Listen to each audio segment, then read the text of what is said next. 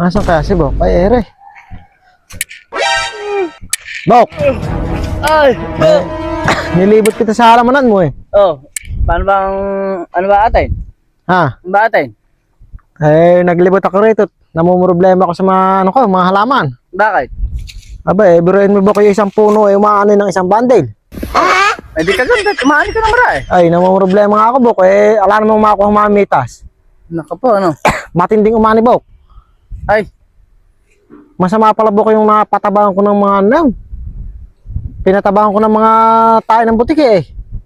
ay, Kumapal yung bunga.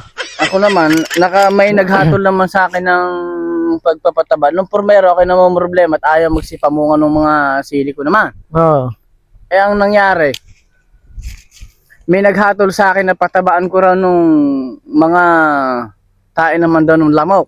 Tayo ng lamaw. Sa mga nakukuha daw sa mga pusali daw yung nakikita eh. Eh, di ako'y humanap. Di ginawa ko nga, aba, maniwala ka ngayon, gusto ko nang iwanan yung mga sili. Bakit? Aba, iidlip lang ako ng bagya, pagising ko, mamimitas na naman eh. Ay, Mapakatulin humaba ng mga bunga, kay lalaki naman. Napakalulusog. matindi naman pala yung sili mo na yun. Bagyang idlip, halimbawa, pumitas ako sa umaga, pag di mayayari. Sa tanghali ako napagod eh, iidlip ako pagka makapananghali. Pag idlip ko, pagising ko sa hapon yung pinitasan ko ng umaga, meron na naman eh. Ay, kako hindi matino itong mga fertilizer na ito na mga tayo ng lamok. Hindi ako nagaganda, kaya ibig ko nang iwanan mo. Ako'y suko na, hirap na ako eh. Wala ka lang hayong kayabangan yun. Ha? Alam, Wala. halo. Totoo yun. Kanya ayos din eh. Masyado naman pala. Anja!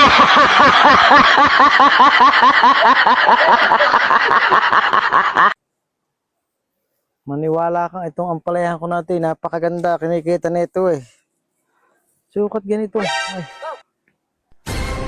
Oh. Oy! Mukhang yun na yung mga ampalaya mo na ito ah. Anong tiyo? Kaharbis nga lang 3 sako kanina niyan eh. Oo. Namumunga pa ba itong tuyo na ito? Patay na yata. Abay, matindi binubukan yan. Ay, Eto nga ako eh. Nagtataka nga ako rito. Napakaganda kanina niyan eh. pechay. Oo, petsa na. Sukat nga tayo ng baka. Ay, Nginata ng baka eh oh. baka kumanangan. Oo. Bigan, baka liit yung baka mo at mga napili dahon. Eh, bunga yung baka, kaya ganyan naging tsura. Nako. Eh, ipakikita ko rin sa yung mais ko doon. Matindi rin naging busit ko. Kukunti natin eh. Saan? Tara, sumama ka sa akin.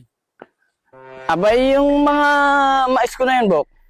Abay, linusob ng mga kalabaw. Kukunti natin ah. Ay, eto na lang natin eh. Oh, tingnan mo naman. Mabuti nga kamot na ilapit ko rin sa bahay itong natirang mais.